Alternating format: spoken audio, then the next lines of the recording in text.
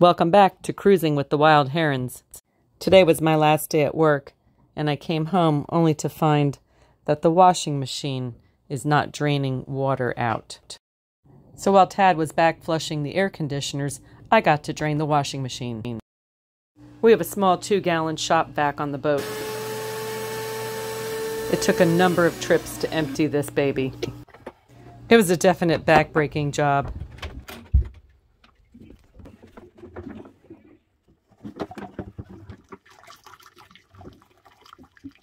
Fortunately, we're not complete liveaboards yet, so we really don't need the washer and dryer.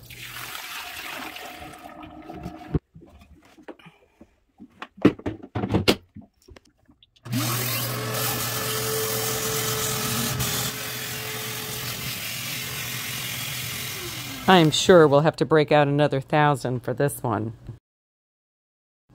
Stay tuned for more Cruising with the Wild Herons. Or should I say, stay tuned for more This Old Boat.